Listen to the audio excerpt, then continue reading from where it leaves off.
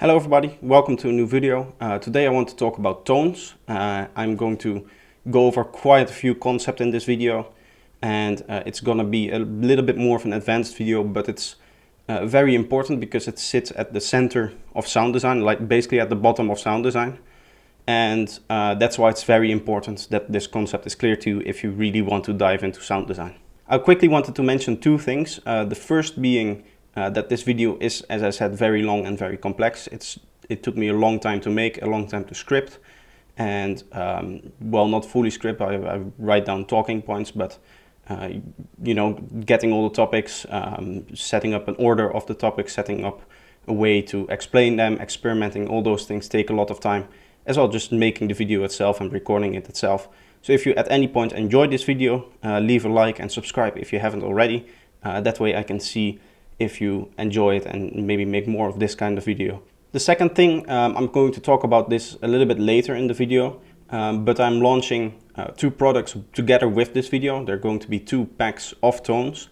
So we're talking about tones, and I'm going to launch two packs of files which contain tones that you can use in your own productions. There's a free version down below with, I think, around 30 of them, but the full pack is over 250 tones, if I remember correctly. And I'm actually going to divide it up in two bits. If you keep watching, it will become clear why that is. And yeah, for now, the links for both the free as well as the paid for products, which are $5 each, the two parts, so $10 in total for the full 250 tones, are going to be in the description. So you can check those out if you really want to get into that as soon as possible and start experimenting with those products that I released with them. But for now, let's get right into the concept of this video. So we're talking about tones today, which is a concept in sound design which has a few different functions and names and whatever. There's a few different meanings to it. But the one I like to talk about is all the static stuff about a sound. So what does that mean? When you have a sound, usually what happens is that there's some change over time. If you imagine a piano, you have the hammer hit, and then it kind of morphs into more of a static tone with less high end, because the high end frequencies drop off earlier, and you'll have this long sustain of a few harmonics which just sustain through.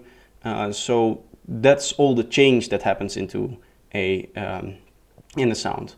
What the tone is everything that doesn't change, or the sound if there was no change in the sound. So this is very useful because especially when you look at stuff like subtractive synthesis or even FM synthesis or additive synthesis, what you're basically doing with all of those forms of synthesis usually is that you use a synthesizer to generate a sound, and then you start adding filters, effects, which are going to introduce some change. But usually the sound itself stays relatively static, right?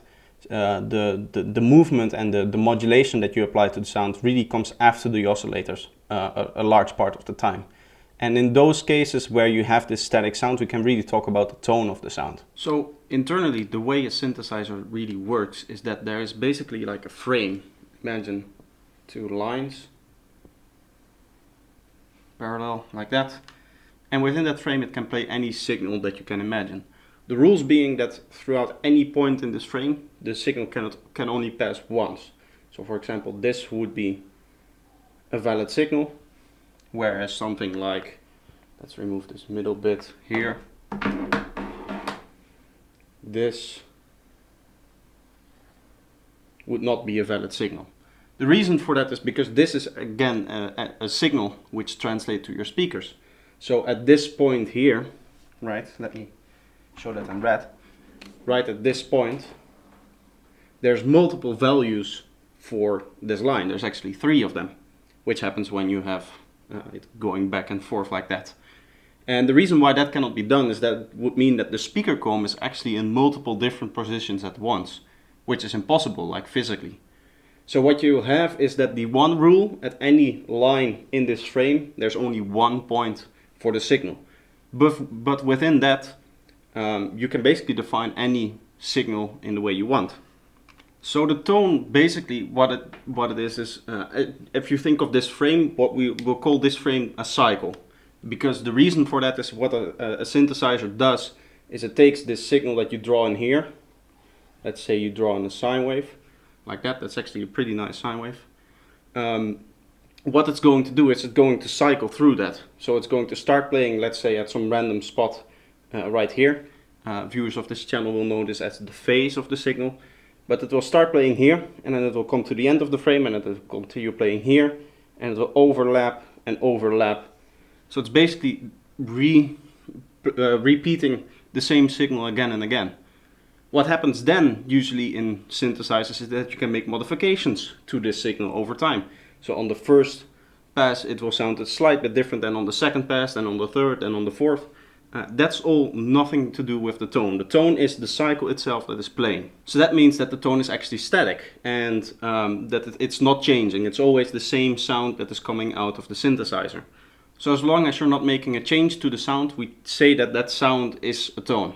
But for sounds that do have a change in them, you can still talk about a tone, which would be, if you would remove all the change in the synth, that would be the tone of the sound. So this is really easy in sound design because it's very useful to divide up the sound when you're creating it into everything that is static and everything that is changing about the sound. Now a final thing to note here, which is important, is the way pitch works. So again, if I draw this frame that we talked about before, and I draw in a nice waveform, let's say we draw in a sawtooth wave like this, which is a different waveform. Here what happens is it's actually going to snap right back down to this position so that it can start again here, right, if you think about that. This is a different tone. We'll go through all of the different tones, and which includes these ones, which are the basic tones. But the way it works with pitch, when you play different notes, is that the speed at which this sound is being played just changes. So the speed at which this oscillation happens also changes. And actually a nice exercise you can do is just to open up a synth and play a few different notes, use some MIDI, and then render those out to a waveform, and then check between the different waveforms. You can actually see that they have different speeds at which they oscillate. So now with all the theory a little bit out of the way, let's go over some of the basic tones that there are and some of the more complex tones that there are. I have a whole bunch of different tones lined up here in this project. But before we actually dive into the first sound, I want to talk about this master group here. So on this master group there's an oscilloscope, and I'll quickly explain on the whiteboard what an oscilloscope is, and then I'll show you it actually working here in the DAW.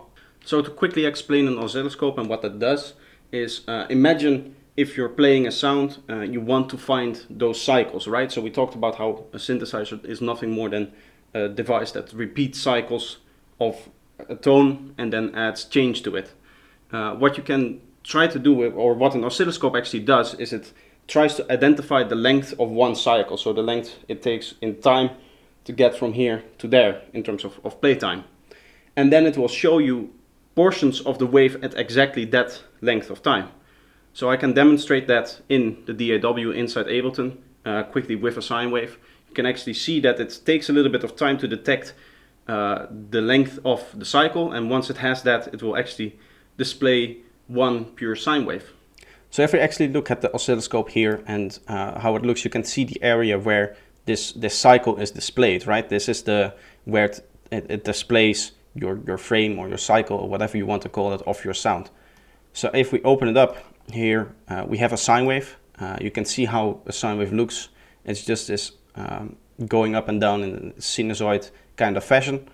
And if I play a note here, you can see how it initially tries to recognize the length of the frame, and then after it establishes that, after a few cycles, it will actually be able to display the frame. You can see it wiggle a little bit between the different oscillations, and at some point it just finds the right frame and actually displays that. Now, something to note here is that what is displayed here might not be the same as what is displayed here. I can show you that if I go here and I actually set this to the second harmonic, which will just turn this into 2 sine oscillations. Now, because of the way this recognizes frame, it always goes by the lowest oscillation. So if we actually play this, it will still display one sine wave because this first one is actually a copy of the second one. So we've talked about the sine wave, which is the easiest to recognize. It's the way this works. Let's talk a little bit about harmonics. The sine wave is the first harmonic. You would just need to understand that, and that's a given. Anytime you see one harmonic here, you have a sine wave, and it might be in a different phase, but which is the starting point of that harmonic, right? Turning this up like 17%, you can see it kind of shift over and changing the starting point. But if we set this to 0, you'll have a sine wave which just starts to play. Now, from here, all the other tones that are not sine waves have different harmonics. So they can generally be broken down into two categories most of the time, especially if you're dealing with kind of subtractive synthesis signals.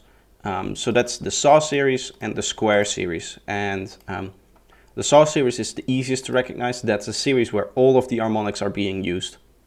And which means that you basically identify this by the even harmonics being used.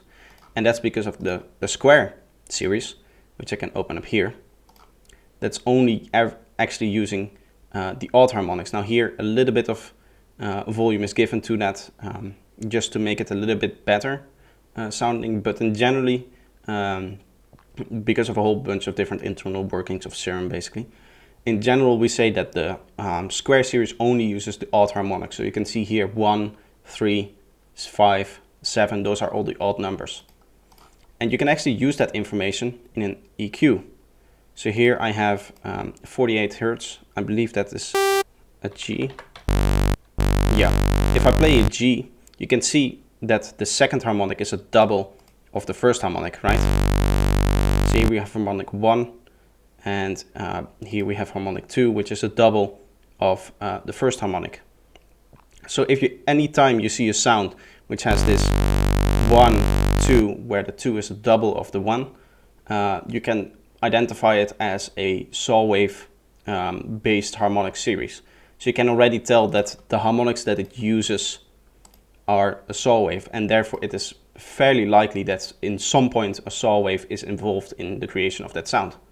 Whereas if you play a square series, you can see it's going to be the 1 and the third. The second one here isn't there. Well, it's very low, but that's negligible in this case. Alright, so it might not be entirely clear what I meant with harmonics. I went over it a little bit fast, so I'll try to explain it a little bit better with some numbers. Let's say that our first harmonic that we're playing is at 100 Hertz. So the sound is playing at 100 Hertz. It's the same thing. The frequency of a sound and the frequency of the first harmonic are always the same frequency. That's kind of the general rule about that. Then the second harmonic, what you do is just times that by 2. So you get 200 Hertz. Right? So that's very easy. For the third, it's again easy. It's going to be 300 Hertz.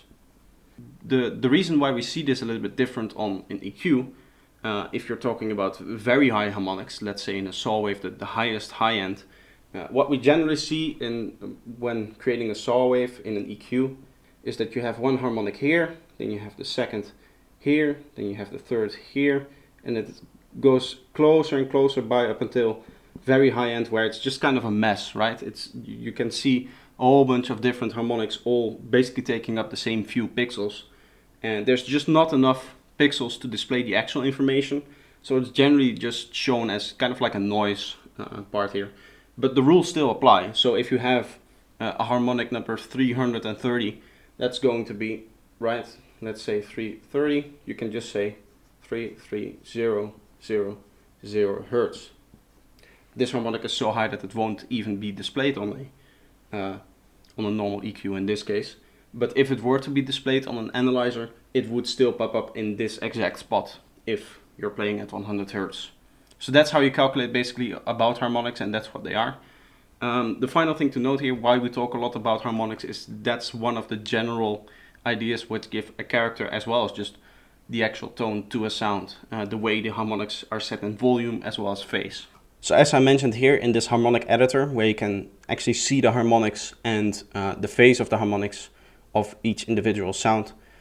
You can see that we have this the harmonics here. This is the volume and this is the phase. So you can just mess about with like the volume. I can turn down the first harmonic, turn it up, and you can see it changes the way the cycle actually looks. So from these two, the harmonic series, the saw series and the square series, there's a few tones that kind of come from there. So let's first look at the pulse, which is a square where there is a little bit more stuff on one end than on the other end in terms of signal, right? So this is positive and this is negative in terms of speaker position. So there's more negative speaker position than positive in this case. And you can see this doesn't really follow it. There's like little dips in here, but this would be considered a saw series in that it uses some of the even harmonics. Even if it's not all of them, it uses some of the even harmonics, and therefore we consider it a saw series. The second one is the triangle, which funnily enough is part of the square series, even though a triangle and a square don't really normally in terms of mathematics are the same thing. Here they at least have the same harmonic series. The difference being that the volume drop off of a triangle is much faster than of a square. So if I open up a square here next to it, right here, you would be able to see that this doesn't drop off as fast as this one does. The final one is a little bit more obscure. It's called the trisaw, and it's a little bit hard to explain, but as you can see, what's happening is that it's almost like a triangle and a saw combined, in that one goes up and one goes down. The major difference between this and a normal saw is that there's 2 points at which the click happens, whereas with a saw wave you have this one ramp up. Let me just put them right next to each other, like this. Here you have one ramp up and a click and one ramp down and a click. Here you have this massive click going from all the way below to all the way above, and then it just ramps down like that. That's the major difference between those two. So those are some of the basic tones. There's a few more. You have different versions of the pulse width. You have different ways that those tones, those saw waves and square waves kind of look determined depending on the phase. All you need to know for now is how to identify them by the harmonic series and a little bit about the volumes. So one thing I recommend as an exercise at this point is to try out some of the different synths that you have, see if some of the basic tones, just let them play a basic tone and just analyze them a little bit with a spectrum analyzer and see what you can find, see if you can characterize them, see if you can distinguish between them, that kind of stuff. That's actually, in terms of sound design, is actually a very good exercise to help you recognize sounds, you know, in tracks as well. See if you can identify them by sound and by the way they look. The second thing I want to talk about is FM.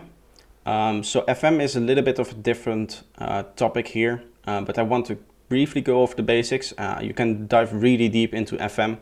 But the way it works is, imagine that you have the playback speed that we talked about before when we talked about the pitch of a synth, and you were to modulate that, you were to vary that. That's basically an FM setup. All right, so the way you would need to think about FM in this case is that you actually have two different frames for two different oscillators, because within an FM setup there's two different oscillators involved. So let's take two frames here. Gonna draw another one in here. What you would have is, let's say one is playing a basic sine wave, which I failed to draw perfectly, but that's okay. And the second one is going to play this ramping up shape here. And then here obviously it goes way back down and clicks here, but that happens in an instant. The way you would need to think about this, what is happening is that this oscillator determines the playback speed of this oscillator. So they're both going to start, let's say, right at the start. I'm going to draw their starting point or their phase in red, just a little dot here and here. And then it's going to cycle through this, and it's going to take this information here. So at this point it has a very low value, and it's going to rise in value, rise up until the top. It's going to take that information and use that as the acceleration of the playback speed of this one. In that case, this one is called the carrier, and this one is called the modulator, usually abbreviated to mod. I hope you can read that. My handwriting isn't the best, especially if I'm looking at it this weird way. So what this is going to happen is this playback is going to accelerate through it. It's going to start very slow and then faster, slow and then faster, like that. So what you can imagine would happen is that if you're accelerating it and if it's going to go faster, that this is going to play more cycles in the same time period that this is going to play.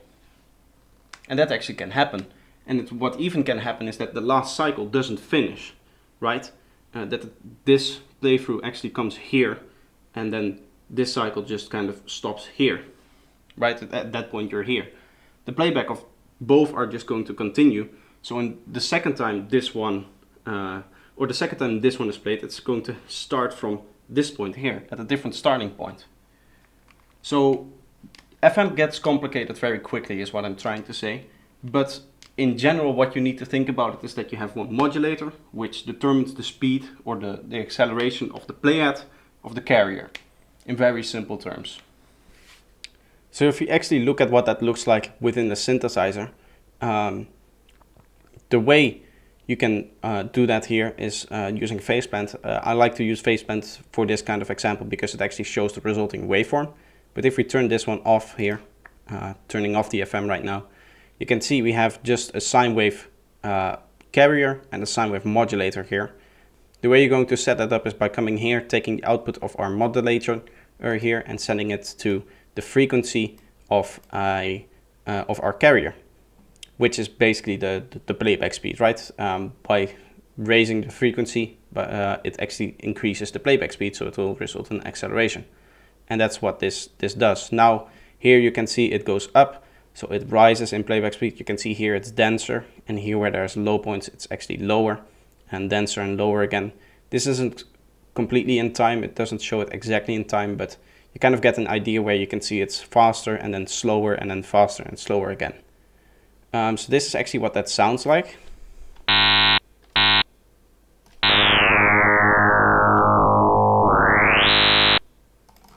Now that doesn't sound very nice, so a better way to do that is using the phase.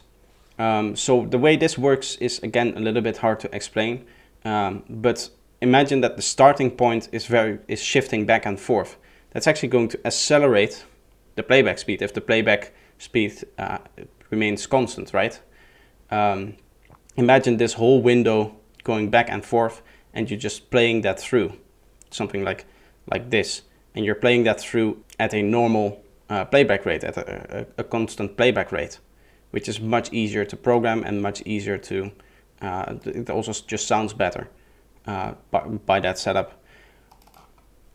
So what's going to happen if we set this to the phase, as you can see we get an almost identical waveform. In this case it's a little bit deeper, it gives you a little bit more depth into it, which is just the amount of change that it's going to bring, right? It gives a bit more depth. It also sounds nicer. I prefer this sound a lot more.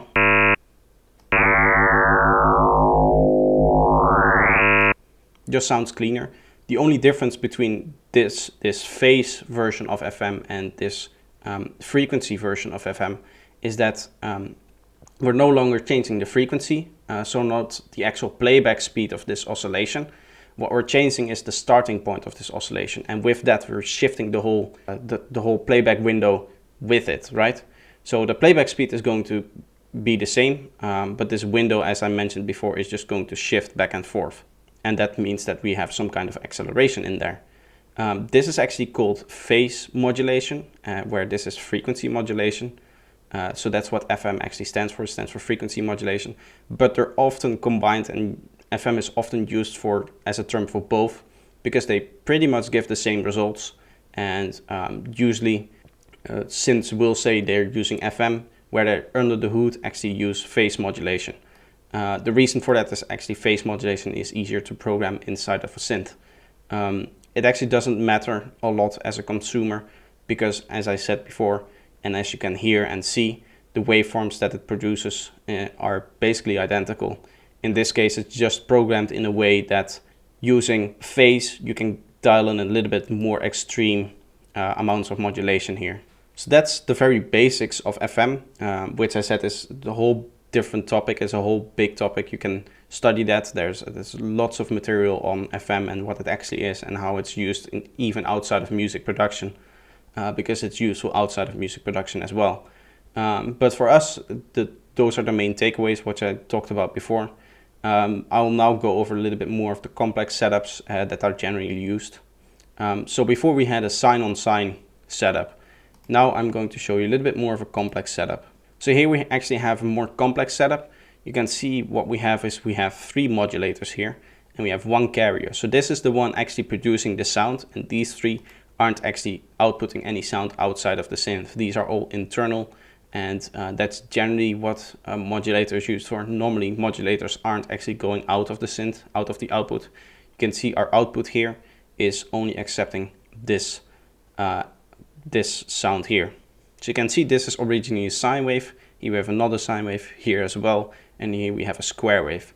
Now the setup here, the way this one is FMing this oscillator. We have another oscillator FMing this oscillator, and we have the third oscillator FMing this oscillator. So this is taking FM from 3 different oscillators, 3 different modulators. So what it's going to do is it's going to take those values of the individual modulators and it's going to sum them together, and that is the value actually applied to this phase knob here. So that's the value by which the phase is going to change. But now here's something cool as well. You can actually, in most synthesizers, set up and especially in phase plant, which is very, very crazy, the kind of setups that you can do in this synth, is that you can set up one modulator to be the modulator of another modulator. So you have 2 layers of FM in that point, or in that case actually. So here, this oscillator is actually going to 2 different points, and it's FMing one of the other modulators, which is then in turn FMing this one, right? So you have 2 different layers to that. If I actually turn it off, you can see that it actually increases the sound quite a lot. And if I turn that back on, you can see how big of a change that makes to the resulting waveform. It actually becomes very, very crazy. So another way you can use FM in a different way is if you already have a complex tone, which I have here. This is a wavetable. What you can do is use that wavetable to FM another cycle. So a wavetable is actually a collection of tones that kind of work well together and morph well between each other. But in this case, we're just using this tone that we have here, which you can see is a nice cycle, very complex. And using FM on a basic triangle, it really adds some character to it and just creates a whole different tone.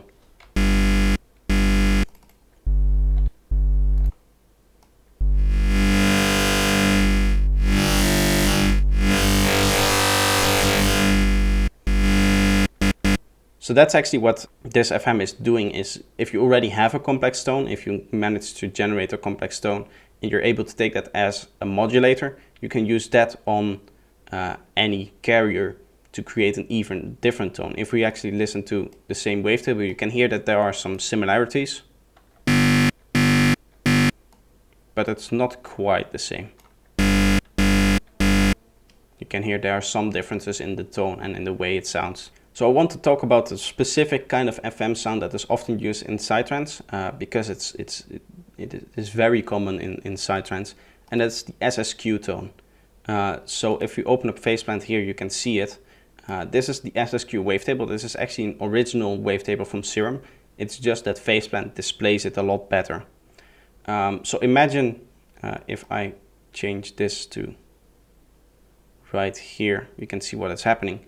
What you can see what's happening is that we have this sine wave which is just accelerating and just rising up in playback speed, right? You can see it's starting off slow and it's going faster and faster and faster, kind of like the FM setup that we discussed before. Now this SSQ wavetable comes actually with 3 different variants where it morphs between. So it also has a saw wave, which just goes up, up, up, and faster, and a square wave. This is a square wave. It's a little bit out of phase, this square wave, but you can see it just goes faster and faster, and it's the same kind of idea. So it's actually pretty crucial as somebody that sounds designs specifically for sidetrans that you learn what this kind of sound like. So here is the sine variation. Here we have the saw variation, which is a little bit more aggressive. And then we have the square here. And the reason why these are important to learn is because, as I said, there's a lot of different sidetrans sounds that use this as a starting tone. So here's a way that you can think about the SSQ tone and how the SSQ tone helps you think about what FM actually is. So if you open up this synth here, we have this thing that I've featured before, where I call it the SSQ carrier. That's incorrect, this is the modulator. So here it says carrier, but that should be modulator, but that's okay. I've actually featured this on my channel before, and I will show you how to actually make this and how you can use this to think about this whole setup here. But as you can see, if we FM it, you can see how it starts off slowly here, and it goes faster here, and you can see that this speed is a little bit more constant. That is actually this speed here, right? And then it just goes down here. You can see here it's very slow, where it just turns down very slowly, and then again it goes almost back to constant here. So you can see how this shape is affecting the FM. Now this particular version doesn't really sound great in terms of when you're using it to FM. It actually sounds pretty bad to my ears. But if you actually use this as a phase, where it gives a little bit of a different effect, you can see it's actually sounding very, very nice as a basis for any FM sound for sidetrans.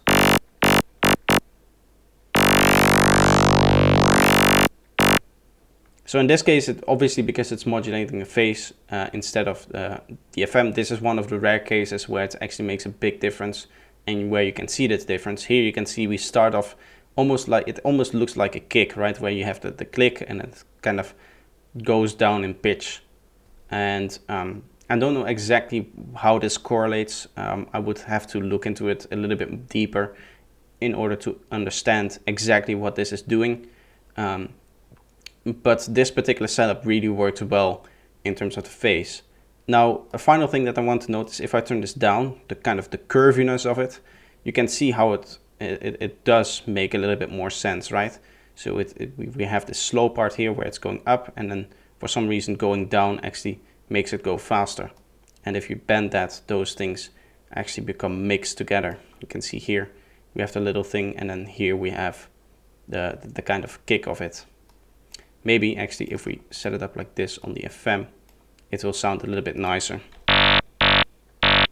That's already a little bit better.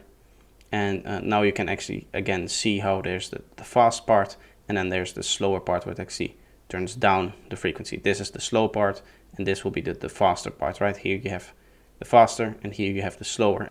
So I'll now show you how you actually make this modulator. Let's open up Serum for that. I always use Serum for that.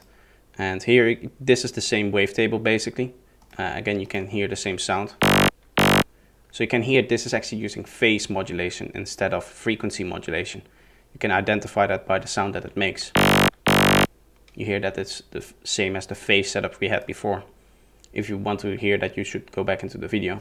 But actually look at how this is made. So we'll go to basic shapes here.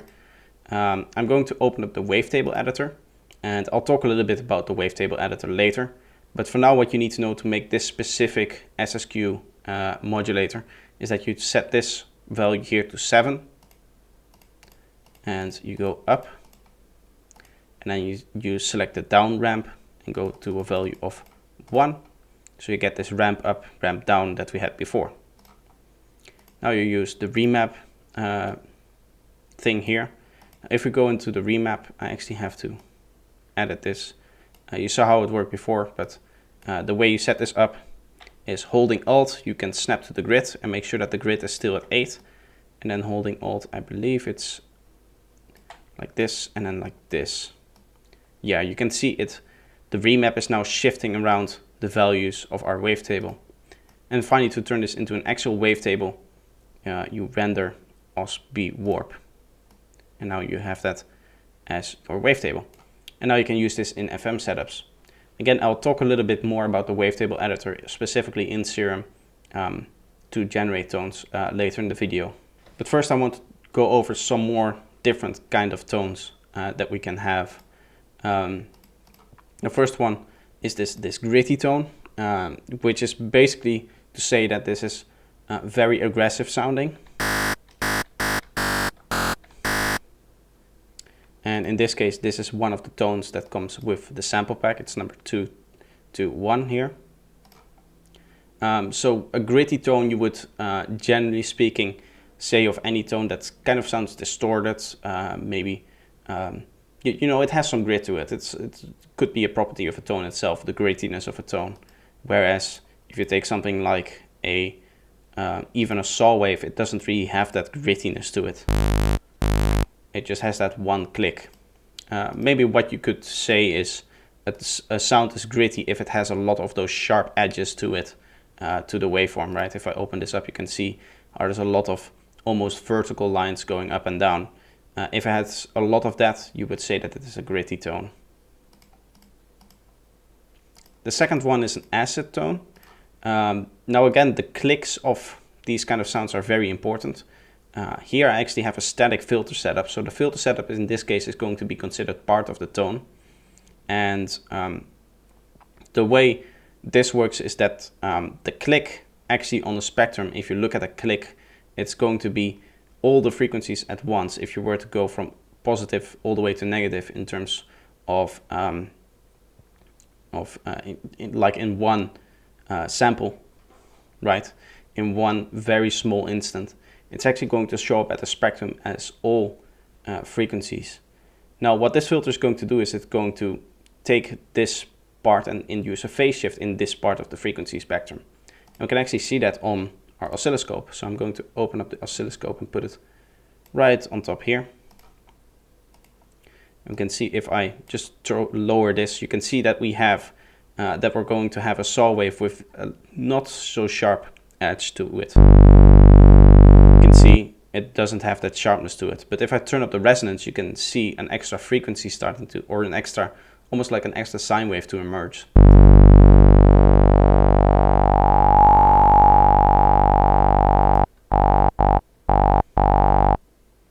So any tone that makes use of this extra sine wave, which is generated by the phase shift of a filter, on top of these clicks, either if they're saw wave clicks or square wave clicks.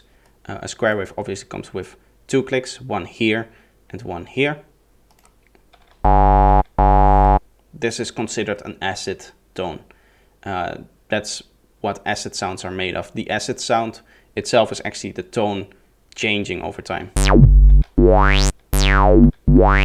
So that's actually an acid sound, whereas an acid tone would be where if this filter were static. The final thing I want to talk about is any filtered sound in terms of which we usually call deep sounds. So this is a filtered saw wave. As you can see, it has that saw wave kind of structure, but it's not as sharp, not as much of a click. You can see it's kind of rolling off here. And the same is true with a square wave. It's not as clicky, but it has that nice rounded shape to it. And that is just in this patch here. You can see a normal square wave going through a static filter, so that only the lower harmonics are being played and not the higher harmonics. So that's considered that's kind of to show that there is something called a deeper tone, which is a tone where you kind of filter out the higher harmonics of it. And you can also call it a brighter tone, where you filter out the lower harmonics. So brightness and deepness can, or even darkness for that matter. Obviously this is all subjective, and there's not one way to call these things. But this is one of the nominations that can use to kind of describe a sound. If it's very deep sounding or very dark sounding, then it usually has a lot more lower harmonics than higher harmonics. So now we come into actually generating tones yourself. So there's a few different examples that I've set up here. The first one is just to look at what I have here. So the way I achieve this tone, which is a very gritty sounding tone, you can see a lot of spikes here. The way I achieve this is, let's just initialize this patch so I can show you, is to just draw it in the editor. Now what you can do is you can make use of all these different functions. Each synth is going to have its own way of doing this, but you can like draw in volumes. But in Serum in particular, what you can do is set them both to 0, and then you will not have a grid. In that case, you can just draw in with your mouse. Right, so now we have, and then by adding little spikes, it becomes a little bit more gritty.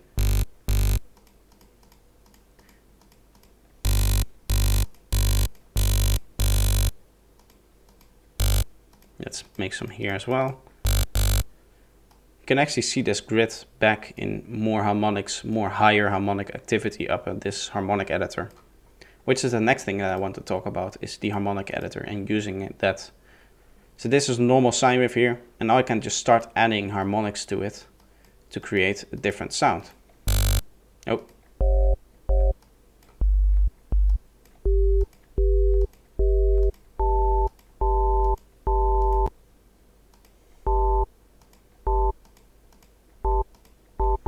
Now I'm also changing the phase of different sound, or the phase of different harmonics.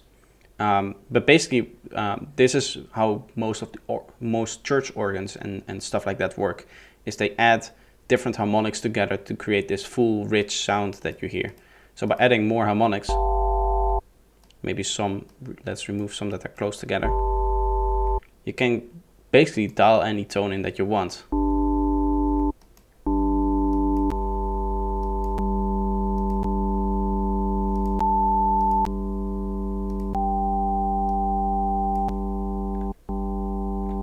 And from there you can just dial in whatever tone that you want and work with the harmonic editor to create different kind of tones. So here that would be another example of that. So here what you would have is again another sine wave. As I showed before, you can draw up something like this to get a nice tone here,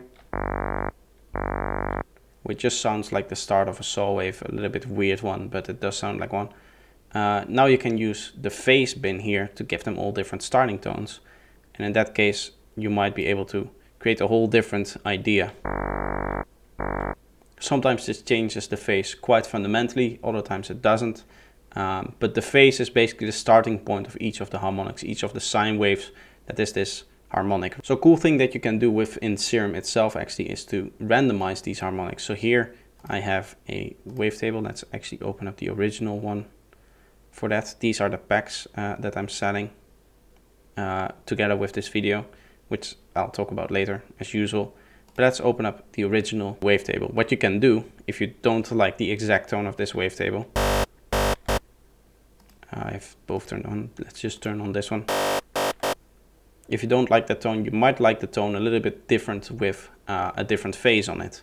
So let's randomize this. I should play the same note.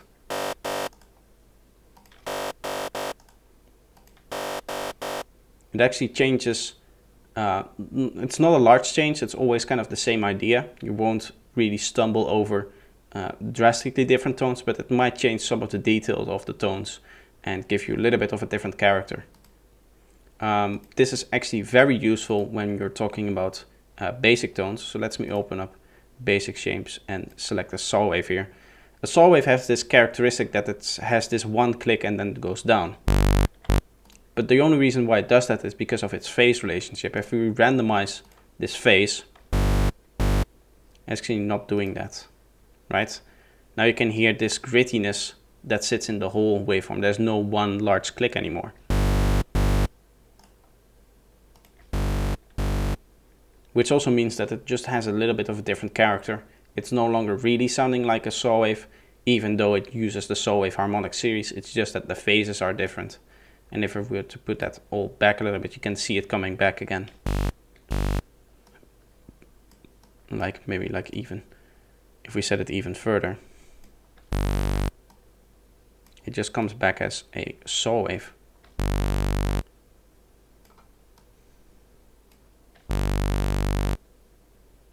So that's where our randomizing the phase of harmonics can be useful. The final way of generating new tones is to combine old ones. So here I have two tones which I rendered out from, again, these are both from my tone pack. So one of them sounds like this, and the other one sounds like this. And now I combined them by just rendering the two into one. So I recorded these two tones on this new track here, and now you can hear they have a little bit of character from both of them. There's a little bit of this SSQ style tone in here. This sounds very SSQ to me, at least. And it also looks like that in the waveform. And this one has a little bit of that gritty character in it. So this has a combination of both of those factors in there. It has a little bit of an SSQ bottom and then some gritty high end to it as well. So with that, you can combine multiple tones into one single new tone. Something that I quickly want to show you is how you do that in a synthesizer. So I'm going to add a new MIDI track here. And again, to show off my tone pack and how powerful it is and how easy it is to use, we're just going to open up two frames here. And we're going to go to this one. So now we have two different tones in here. It sounds like that. And it's basically a combination of this tone and this one.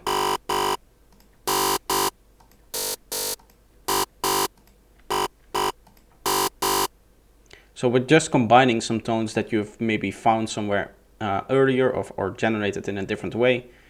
You'll be able to create new tones if you just save them, or in my case, if you use my pack, which has a whole bunch of different tones in them, as I said. The final thing, if you're often looking at tutorials, especially from people like Mute Productions, who do a lot of new ideas in terms of sound design, Dada as well, I'll link both of those channels in the description. What they'll do is they'll usually start off by showing how you make a tone and then add effects and filtering and all that stuff later. Lately, Mute Productions has been doing a lot of that kind of tutorial where he generates a tone and adds variation to it later.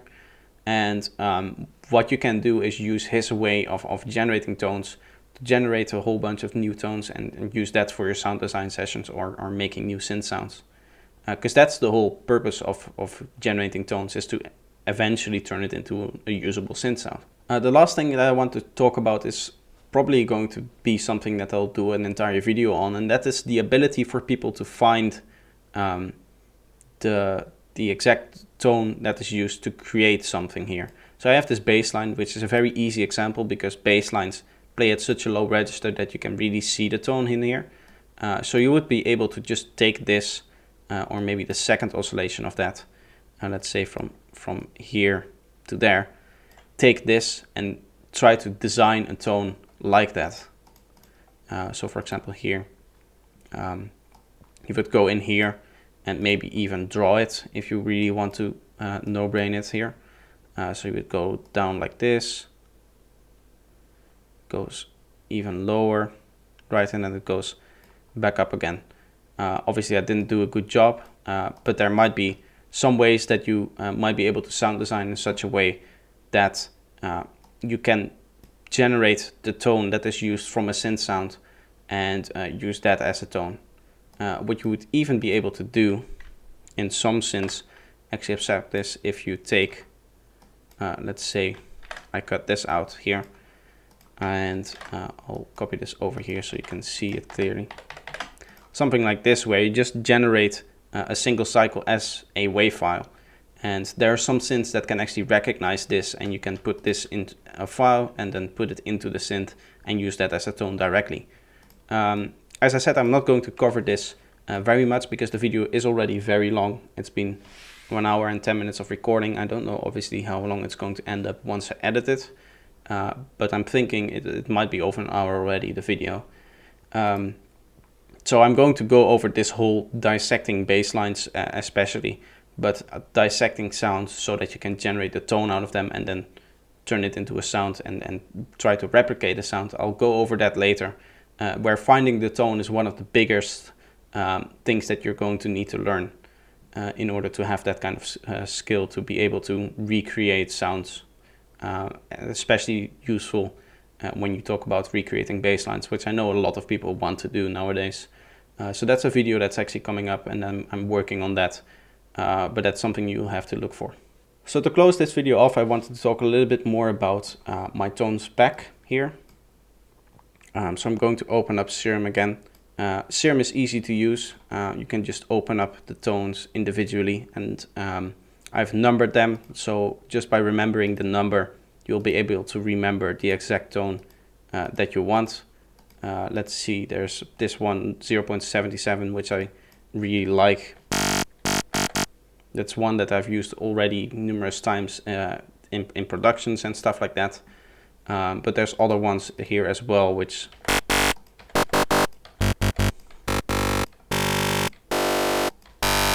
a whole different variety of tones that you can use to generate your own, and as I said, combine and work with to generate cool, complex sounds.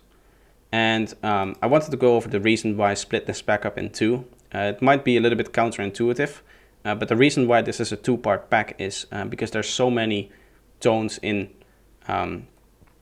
this pack.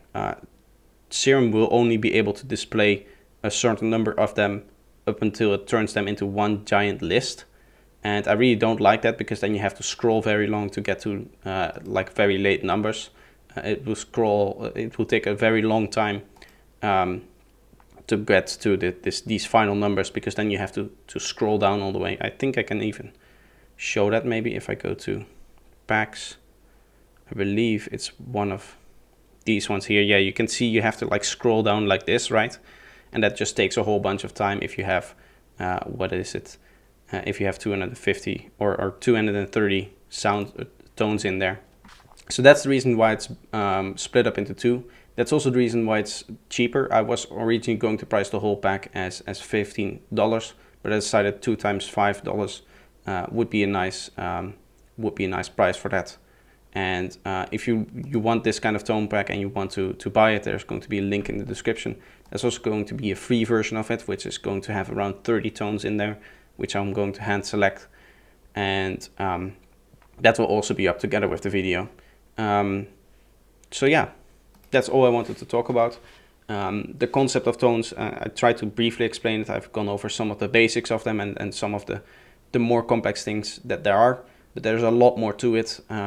There's a whole bunch of different versions of FM. Some synths are going to sound different. There's also AM and ring modulation, which is a whole nother beast of sound design part.